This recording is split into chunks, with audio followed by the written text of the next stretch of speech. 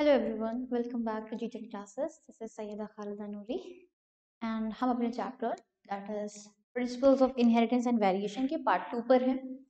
Part 1 I hope कि आपने देख लिया होगा। अगर इन केस नहीं देखा है then please take me seriously, आप उस वीडियो को देख कर आओ कि वहाँ बहुत सारे टर्म्स थे, बहुत सारी टर्मिनोलॉजी थी जो मैंने एक्सप्लेन की थी। एंड जब उन टर्म्स को आप क्लियरली समझ के रखोगे तो आगे ये चैप्टर है वो बहुत इंटरेस्टिंग होगा और काफ़ी ईजी भी होगा आपके लिए। प्लस मैंने वहाँ मेंडल का जो एक्सपेरिमेंट है वो क्लियरली एक्सप्लेन कर चुकी हूँ, तो I am not going to repeat that again and again. तो जब आप वो चीज़ों को अच्छे से पढ़ के समझ के आओगे तो ये वीडियो आपको काफ़ी ईजी लगेगी एंड काफ़ी इंटरेस्टिंग भी लगेगी। तो स्टार्ट करते हैं अपने इस वीडियो के टॉपिक पर। हम इस वीडियो में क्या करेंगे, लास्ट वीडियो में हमने ये देख लिया था कि मेंडल ने अपना एक्सपेरिमेंट कैसे किया है एंड उस एक्सपेरिमेंट के बेसिस पे उन्होंने लॉज दिए थे जिनका एक जनरल सा इंट्रोडक्शन हमने बस देख लिया था कि क्या होता है डोमिनेंस, क्या होता है रेसिस्टेंस, क्या होती है सेग्रीगेशन। उन्हीं चीज़ों को हम यहाँ फर्दर फिर से एक अच्छे तरीके से एक डेप्थ में जाके समझेंगे। एंड उसी के साथ साथ हम ये भी देखेंगे कि जो मेंडल लॉ है क्या वो फेल होता है, क्या मेंडल के जो 3 लॉज हैं वो हमेशा सही रहते हैं, कहीं वो फेल नहीं होते, और अगर फेल होते हैं तो कहाँ होते हैं, तो क्या लिमिटेशंस है मेंडल थ्योरी की। इन सारी चीज़ों को हम डिस्कस करना स्टार्ट करेंगे अब से।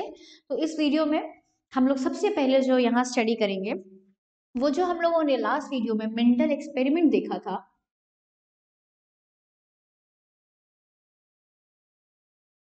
तो मेंडल ने जो एक्सपेरिमेंट्स किए विद द पी प्लांट, उसके बेसिस पे उन्होंने कुछ लॉज दिए और उनको हम बोलते हैं लॉ ऑफ इनहेरिटेंस, या इनको आप मेंडल्स लॉ ऑफ इनहेरिटेंस भी बोल सकते हो टू ऑनर ग्रिगोर मेंडल, क्योंकि इनके इतने हार्ड वर्क के बाद जेनेटिक्स जैसी इतनी कॉम्प्लेक्स चीजें इतने इजी तरीके से लोगों को समझ में आने लग गई। इसीलिए मेंडल को फादर ऑफ जेनेटिक्स या फादर ऑफ इनहेरिटेंस भी कहा जाता है।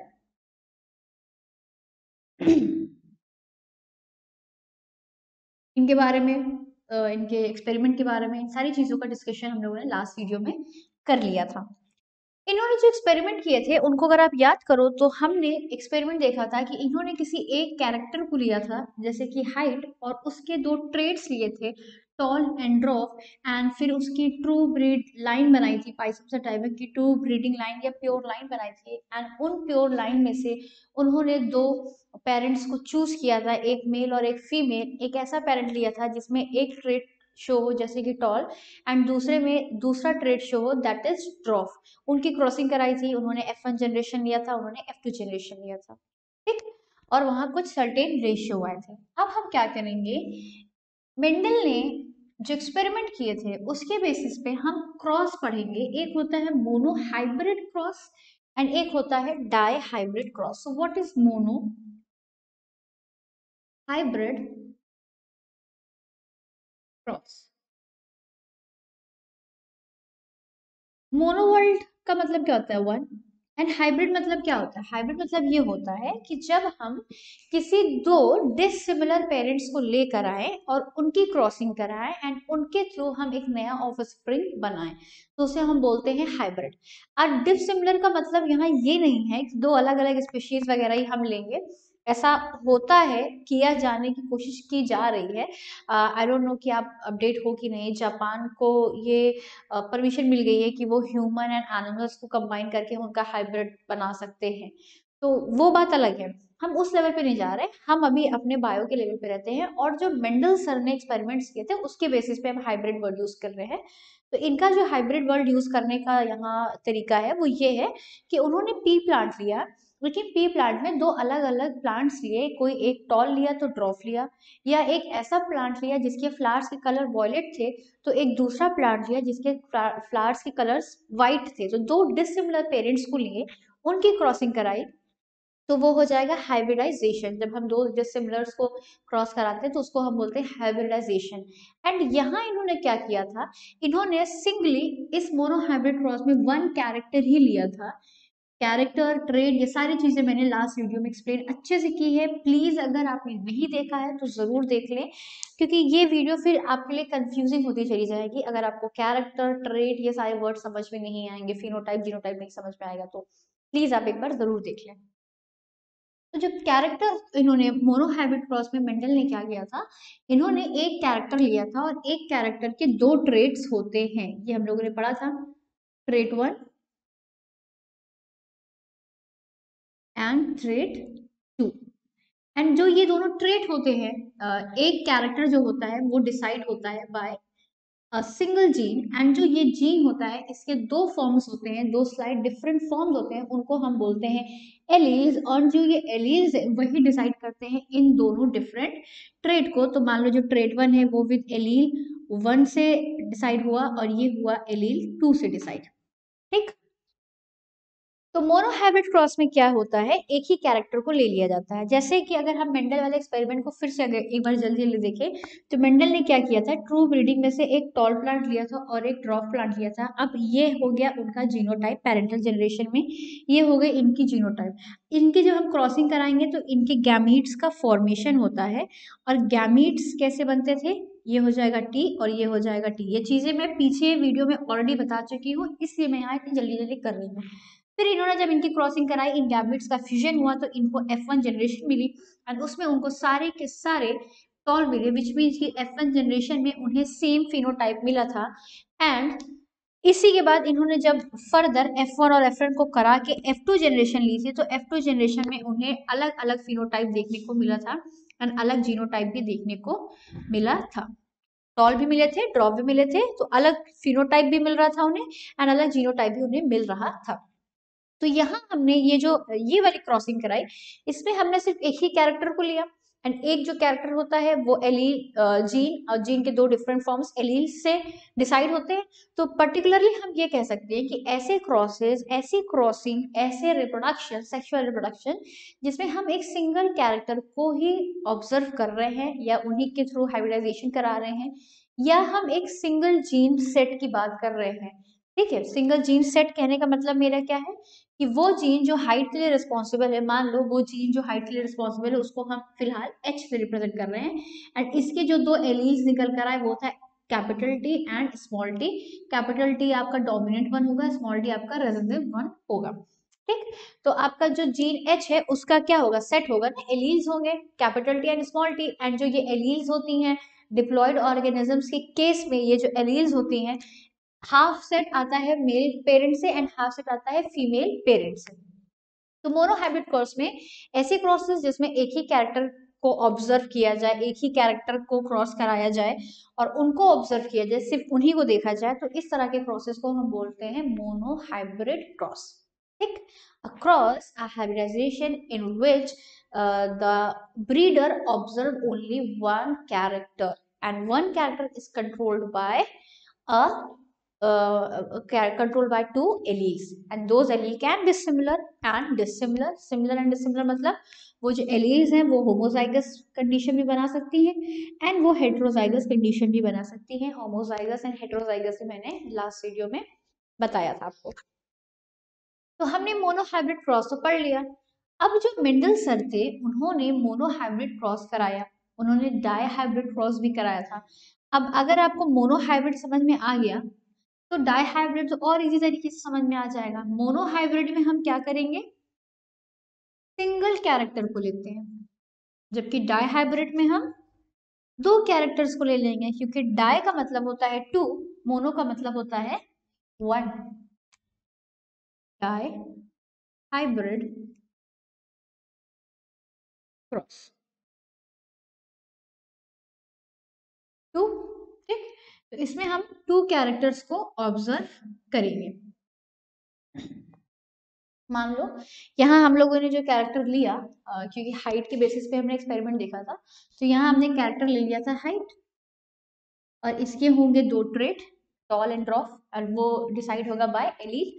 तो उसी तरह से अगर हमने दो कैरेक्टर लिया तो इनमें आप आपकी मर्जी है, आप हाइट ले लो, हाइट के साथ आप क्या ले लो, सीड शेप ले लो, ये दो कैरेक्टर हो गए। अब इन दो कैरेक्टर का हम क्रॉसिंग कराएंगे, या आप कोई और चेंज कर लो, आपकी मर्जी है। आप कलर ले लो, कलर किसका, फ्लावर का, फ्लावर कलर ले लो, एंड सीड शेप ले लो या सीड कलर ले लो, ठीक। कलर हमने ले लिया, flower colour and seed colour ले लिया। तो इस तरह से आप कोई भी 2 सेट बना लोगे तो वो आपका क्या हो जाएगा, डाई हाइब्रिड क्रॉस हो जाएगा। ठीक, एक कैरेक्टर की क्रॉसिंग करा रहे हैं तो वो हमारा मोनोहाइब्रिड, 2 की करा रहे हैं तो वो dihybrid. In the same sense आप ट्राई हाइब्रिड भी समझ सकते हो। ट्राई हाइब्रिड में भी क्या होगा, इसमें भी सेम चीज होगी। यहाँ हम 3 कैरेक्टर को ले लेंगे। अब 3 कैरेक्टर में वो आपकी चॉइस है, आप कौन से कैरेक्टर को ले रहे हो। आप हाइट ले लो, सीड कलर ले लो, सीड शेप ले लो, या फिर आप सीड शेप ले लो, पॉड शेप ले लो, फ्लावर पोजिशन ले लो। It depends on your own choice. ठीक, तो dihybrid, monohybrid, trihybrid हो गया। एंड पर्टिकुलरली हमें अपने सिलेबस के हिसाब से मोनोहाइब्रिड एंड डाई हाइब्रिड को ही पढ़ना है। ठीक, अच्छा, मोनोहाइब्रिड तो आपको क्लियर हो गया कैसे था।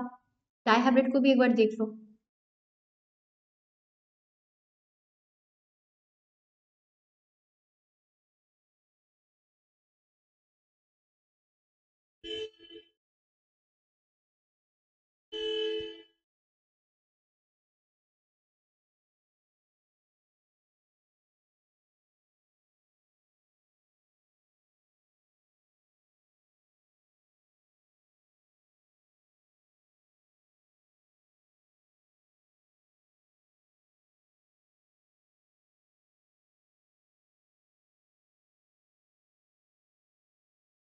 अब देखो डाई हाइब्रिड में क्या होगा, हम 2 कैरेक्टर्स को चूज करेंगे।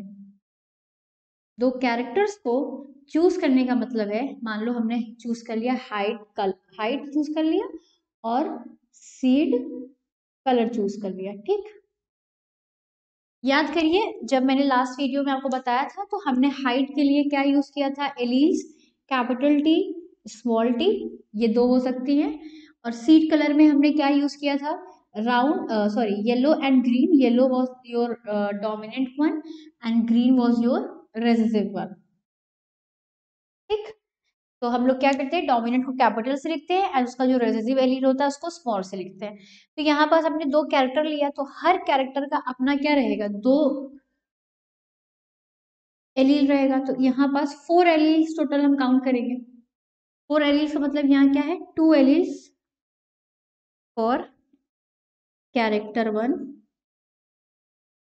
दैट इज हाइट, उसकी एलील क्या होगी, टी और टी।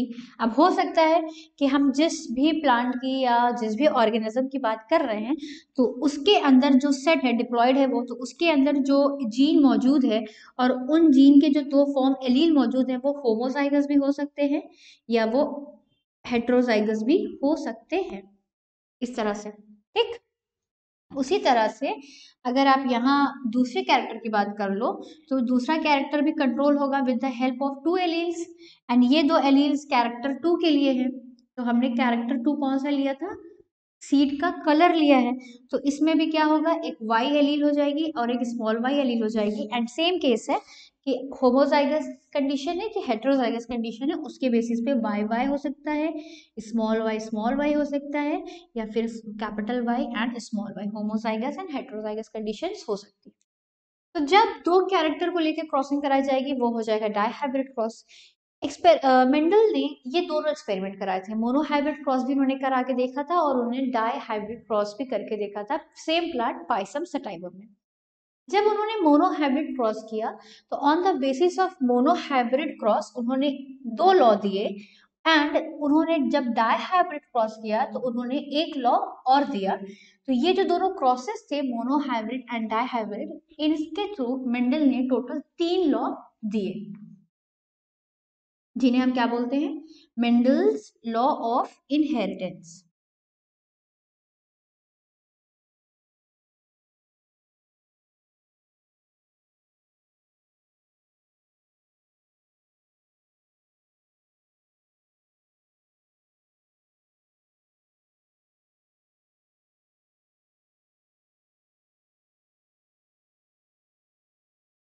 फिलहाल हम क्या करेंगे, जो मोनो हाइब्रिड क्रॉस था जिसको हमने लास्ट वीडियो में देखा भी है, तो मोनो हाइब्रिड क्रॉस के बेसिस पे मेंडल ने जो 2 लॉ दिए थे, लॉ 1 एंड लॉ 2, उन दोनों को डिस्कस करेंगे।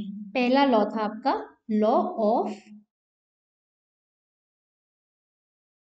डोमिनेंस एंड मोनो हाइब्रिड के बेसिस पे जो दूसरा लॉ था उसे बोलते हैं लॉ ऑफ सेग्रीगेशन।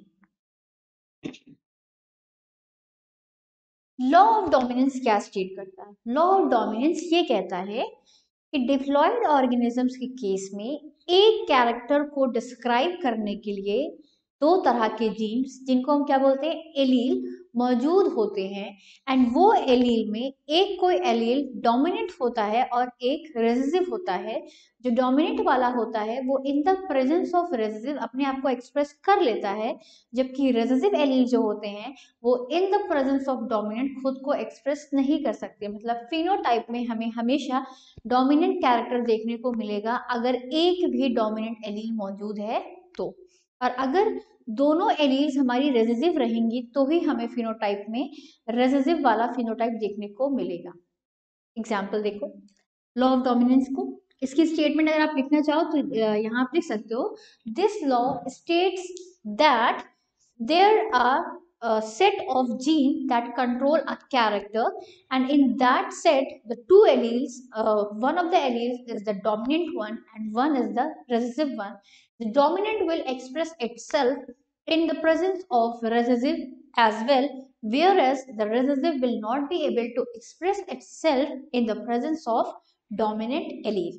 ठीक, रेसेसिव वाला खुद को डोमिनेंट एलील के प्रेजेंस में कभी भी एक्सप्रेस नहीं कर पाता है, और डोमिनेंट वाला चाहे रेसेसिव एलील हो या ना हो वो खुद को एक्सप्रेस करेगा according to Mendel's first law, that is law of dominance. इसमें क्या है, आप मान लो कि वन कैरेक्टर है, तो ये एक जो कैरेक्टर है वो कौन कंट्रोल करेगा, सारे बॉडी में जितने भी लिविंग ऑर्गेनिजम्स के अंदर जो भी बॉडी जो उनकी बॉडी है उनके अंदर जो भी फीचर्स है, जो भी कैरेक्टर है, उनकी हाइट, उनका स्किन कॉम्प्लेक्शन, उनके हेयर का टेक्सचर, उनके हेयर का शेप स्ट्रेट है कि वेवी है कि कर्ली है, उनके आईज का कलर ब्लू है, ग्रीन है, ब्लैक है, तो ये सारे फीचर्स उसी तरह से जो प्लांट है उनके जो सारे फीचर्स होते हैं वो सब कंट्रोल होता है जेनेटिक लेवल पे, जीन्स लेवल पे। तो सारे कैरेक्टर को कौन कंट्रोल करेगा, जीन्स कंट्रोल करेंगे। तो यहाँ पास आप पहला पॉइंट लिख सकते हो, characters are controlled by genes, पहला पॉइंट लॉ ऑफ डोमिनेंस में। ठीक, अच्छा ठीक है, उसके बाद क्या है, इन जीन्स को मेंडल सर बोलते थे फैक्टर, बट अब जैसे जैसे मॉडिफिकेशन होता है क्या उस फैक्टर को जीन्स बोलने लगे तो हम जीन वर्ड यूज करेंगे। ठीक, in diploid organism there exist, in diploid organism there exists a pair of gene that is allele to control a single character। एक सिंगल कैरेक्टर को कंट्रोल करने के लिए पेयर ऑफ जीन्स मौजूद होते हैं जिनको हम एलील बोलते हैं। तो वो जो एलील्स होते हैं वो क्या करते हैं, कैरेक्टर को कंट्रोल करते हैं, एक्सप्रेस कराते हैं, वही डिसाइड करते हैं कि कैसा फिनोटाइप, कैसी अपीयरेंस होगी किसी भी ऑर्गेनिज्म की। एंड इसमें इनका जो थर्ड पॉइंट है वो ये पॉइंट है कि one of the two alleles is dominant and the other is recessive. What does this statement means? This statement clearly says कि जो दो एलील्स मौजूद होंगी अगर हेट्रोजाइगस कंडीशन है, तो यहाँ पास आप लिख लो हेट्रोजाइगस कंडीशन है, अगर हेट्रोजाइगस कंडीशन है उस केस में उन दोनों एलील में से एक एलील होती है डोमिनेंट, एक एलील होती है आपकी रेसेसिव। जो डोमिनेंट होगी वो खुद को हर हाल में एक्सप्रेस करेगी, चाहे वो होमोजाइगस हो चाहे हेट्रोजाइगस हो, लेकिन जो रेसेसिव वाली होगी वो अपने आप को हमेशा होमोजाइगस की कंडीशन में ही एक्सप्रेस कर सकती है। ठीक, तो ये आपका जो मेंडल का फर्स्ट लॉ था वो क्लियर हो गया विद द स्टेटमेंट्स। अब हमारा सेकेंड लॉ था that is law of segregation. आप इसका स्क्रीनशॉट ले लो।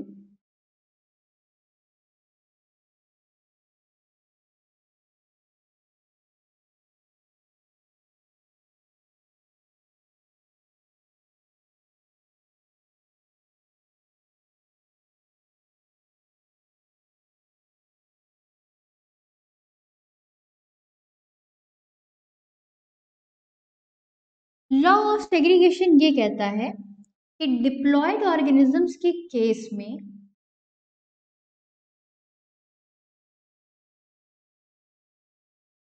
डिप्लॉयड ऑर्गेनिजम्स के केस में जब गैमीट का फॉर्मेशन होता है तो इस गैमीट के फॉर्मेशन के टाइम एक जीन के जो दो पेयर थे, जैसे ये जीन 1 है तो इस जीन 1 के लिए दो एलील्स होंगी, मान लो ए एलील है और ए एलील है, इसके लिए दो एलील्स मौजूद होंगी।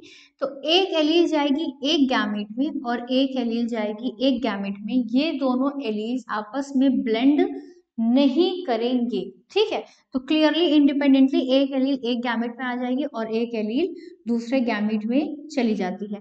तो इसको हम बोलते हैं लॉ ऑफ सेग्रीगेशन, ठीक। अच्छा, जो ये दो लॉ हम लोगों ने पढ़े, that is law of dominance and law of segregation, तो उसमें जो लॉ ऑफ सेग्रीगेशन है वो फेल नहीं होता।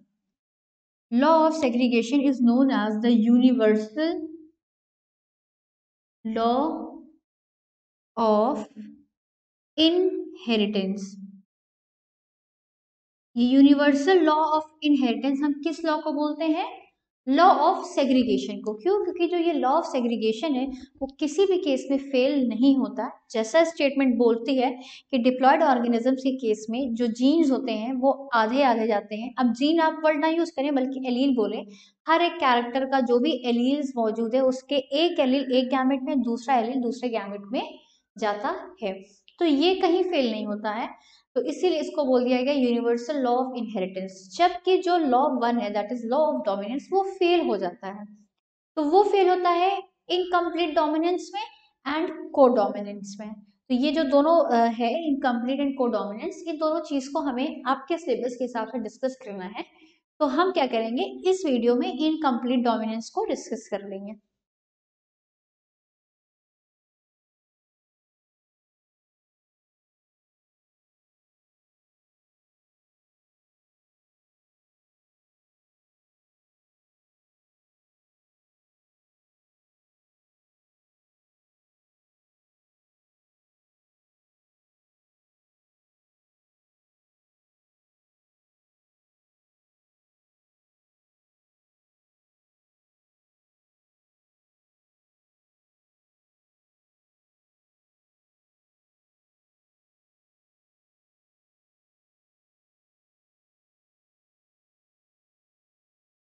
अकॉर्डिंग टू मेंडल, जो उन्होंने मोनोहाइब्रिड क्रॉसिंग की, तो उन्होंने ये क्लियरली स्टेटमेंट दे दी कि जो एलील्स होते हैं उनमें कभी भी ब्लेंडिंग नहीं होती, विच मीन्स कि अगर एलील, जैसे अगर हाइट का हमने देखा था, अगर टी एंड टी इस तरह का जीनोटाइप है तो वो हमारा टॉल हो जाता है, एंड अगर इस तरह का जीनोटाइप है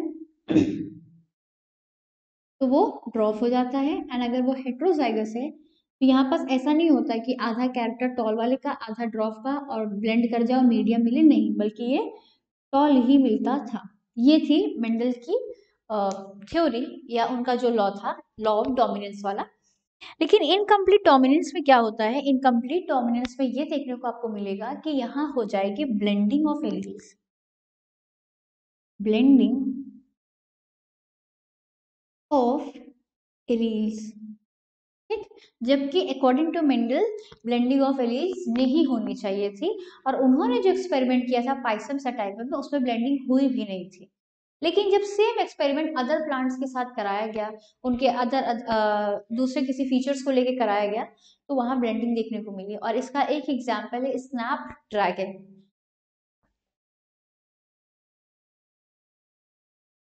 तो यहाँ हम दिखाएंगे कि कैसे ब्लेंडिंग हो जाती है और कैसे दोनों एलील मिलके एक नया फिनोटाइप देते हैं। तो इनकम्प्लीट डोमिनेंस बताने के लिए यहाँ हम एग्जाम्पल भी ले सकते हैं स्नैप ड्रैगन के फ्लावर्स को। स्नैप ड्रैगन के फ्लावर्स जो होते हैं वो 3 कलर के होते हैं, एक होता है पिंक कलर, एक होता है आपका रेड कलर, एंड एक आपका होता है व्हाइट कलर। इनमें जो ये रेड होता है this is your dominant one, and ये जो व्हाइट होता है ये आपका रिसेसिव होता है। डोमिनेंट वाले को हम कैपिटल से रिप्रेजेंट करते थे एंड उसका जो रिसेसिव होता था उसको हम आर से रिप्रेजेंट करते थे। तो ये पिंक वाला कहाँ से आया? इसी को एक्सप्लेन करेंगे अभी यहाँ, क्योंकि ये पिंक जो था यहाँ पास हो गई थी इन दोनों की ब्लेंडिंग। कैसे हुई ब्लेंडिंग, वही चीजें हमको यहाँ देखनी है। देखो जैसे मेंडल ने एक्सपेरिमेंट किया है एग्जैक्टली यहाँ भी हम सेम एक्सपेरिमेंट करेंगे। हम प्योर लाइन पहले क्रिएट कर लेंगे स्नैपड्रैगन प्लांट की। प्योर लाइन क्रिएट करने के बाद हम एक डोमिनेंट पेरेंट को ले लेंगे और एक हम रिसेसिव पेरेंट को ले लेंगे। तो ये आपकी क्या हो गई, पेरेंटल जेनरेशन। इन पेरेंटल जनरेशन में मान लो आपका ये मेल है and this is your female. आपको क्लियरली पता है कि ये कैसा होगा, ये सॉरी रेड होगा and this one will be your white. ठीक, अब इनकी हम कराएंगे क्रॉसिंग। तो क्रॉसिंग जब कराना है तो यहाँ पे पहले आपको क्या बनाना पड़ेंगे, गैमीट्स बनाने होंगे। गैमीट्स के लिए हम क्या करते थे, सेग्रीगेशन कराएंगे।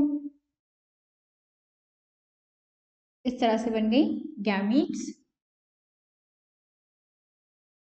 अब इनका जब हम फ्यूजन कराएंगे तो हमें F1 जनरेशन मिलेगी R R R R R R capital R and small R, capital R small R, capital R small R, capital R and small R. ठीक, ये हमारी हो गई F1 जनरेशन। अब अगर हम यहाँ आपसे जीनोटाइप पूछें तो आप कहोगे जीनोटाइप सबका सेम है, F1 जनरेशन में जीनोटाइप सबका सेम आता है, सही है। अब अगर आपसे मैं फिनोटाइप पूछूं तो आप क्या बोलोगे कि जो अगर यहाँ ऐसे स्टेटमेंट लिख लो, स्नैपड्रैगन का जो एग्जाम्पल ले रहे हैं उस एग्जाम्पल के बेसिस पे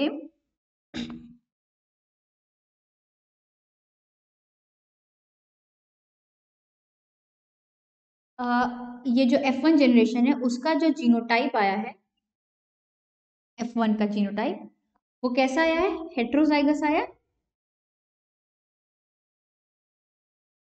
ठीक, और अगर F1 की हम फिनोटाइप आपसे पूछेंगे तो आप फिनोटाइप क्या बोलोगे। अब अगर मेंडल लॉ लगाएं तो R is the dominant one and small r is the recessive one, so R will express itself which means कि रेड कलर होना चाहिए, इन सबको रेड होना चाहिए। बट लेकिन यहाँ हो जाती है ब्लेंडिंग एंड कलर आ जाता है pink, blending of R, capital R and small r। ठीक, तो जो ये रेड कलर एंड जो व्हाइट कलर है that is controlled by capital R and small r, इन दोनों कलर की हो जाती है ब्लेंडिंग। इसका मतलब इन जीन्स की, इन एलील की हो जाती है ब्लेंडिंग और हमें एक बिल्कुल अलग टाइप का फिनोटाइप देखने को मिलता है दैट इज पिंक। अब क्या करेंगे, हम F2 जनरेशन बनाएंगे। तो F2 जनरेशन बनाने के लिए हम क्या करते थे, F1 जनरेशन के दो ऑर्गेनिजम्स को लेके क्रॉस करा लेते थे।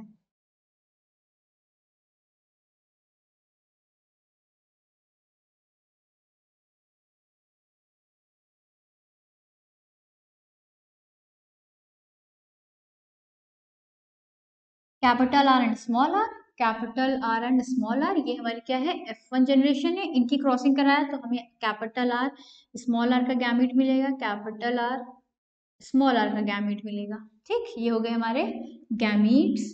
अब इन गैमीट से हम क्या करेंगे, फ्यूज करा के हम बनाएंगे अपना F2 जनरेशन। तो ये हो जाएगा capital R and capital R, capital R small R, capital R small R, small R and small R. तो ये हो जाएगी आपकी F2 जनरेशन।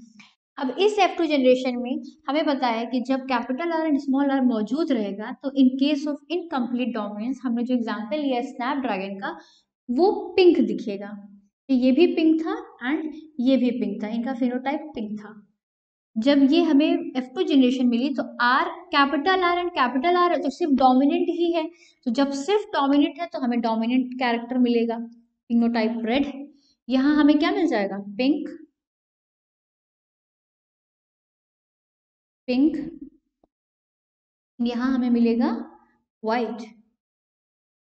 अब अगर हम F2 जनरेशन के लिए रेशियो निकालेंगे तो F2 जनरेशन में आपको क्लियरली दिख रहा है कि उनका जो जीनोटाइप है वो होमोजाइगस एंड हेट्रोजाइगस दोनों है। आपको होमोजाइगस भी मिलेगा प्लस आपको हेट्रोजाइगस भी मिलेगा, विच मीन्स कि आपको कैपिटल आर भी मिल रहा है, स्मॉल आर भी मिल रहा है, capital R and small R भी मिल रहा है। तो इनका रेशियो क्या निकल कर आएगा, इनका रेशियो आएगा 1:2:1, 1:1। तो 1:2:1। और अगर इसी F2 जनरेशन का हम फिनोटाइप निकालने की बात करेंगे, ये तो हमारा जीनोटाइप था, एंड अब हम निकाल रहे हैं फिनोटाइप, F2 जनरेशन फिनोटाइप। तो इनकी फिनोटाइप में हमें क्या मिला है, रेड पिंक पिंक व्हाइट, तो 1:2:1। देखो लास्ट वीडियो में जब हम लोग ने मेंडल का एक्सपेरिमेंट कराया था, मोनोहाइब्रिड एक्सपेरिमेंट, तो वहां रेशियो क्या आया था, वहां रेशियो आया था 3:1। ये जो हम लोगों ने 1:2:1 लिखा है, ये रेशियो एक्चुअल में मेंडल के एक्सपेरिमेंट में क्या निकल कर आया था, 3:1। तो 3:1 यहाँ नहीं निकला, बल्कि यहाँ निकला 1:2:1। दैट मीन्स कि इस रेशियो से ये रेशियो डेविएट कर गया, मतलब उनका जो फर्स्ट लॉ था, लॉ ऑफ डोमिनेंस, वो फेल कर गया, क्योंकि यहाँ पास कोई एक allele completely dominate over the other नहीं है। यहाँ क्या होता है, जब दो डिफरेंट एलील्स आ जाते हैं हेटेरोजाइगस कंडीशन के केस में, तो दोनों ही अपने आप को एक्सप्रेस करते हैं एंड उनके जो कैरेक्टर है, उनका जो फीचर है, वो ब्लेंड कर जाता है और एक नया फिनोटाइप दे देता है। इस चीज को हम बोलते हैं इनकम्प्लीट डोमिनेंस। तो हमने जो मेंडल एक्सपेरिमेंट किए, मेंडल एक्सपेरिमेंट में जो लॉज आए, तो उन दोनों लॉज को पढ़ा, और उन दोनों लॉज को पढ़ने के बाद हमने जो फर्स्ट लॉ था उसका फेलियर पढ़ लिया। उसका अभी और भी फेलियर है, ये तो इनकम्प्लीट डोमिनेंस था, एक आगे एक चीज और आती है, उसे हम बोलते हैं कोडोमिनेंस। उस कोडोमिनेंस को हम नेक्स्ट वीडियो में डिस्कस करेंगे। आई होप कि आपको ये लेक्चर भी समझ में आया होगा और आपको अच्छा भी लगा होगा। तो अगर वीडियो अच्छी लगी तो प्लीज इसे लाइक कर दें, शेयर कर दें, एंड अगर चैनल सब्सक्राइब अब तक नहीं किया है तो प्लीज कर दें। एंड यस, दिल लगाकर पढ़ाई करिए, क्योंकि एग्जाम्स एकदम करीब आ गए हैं आपके। Thank you.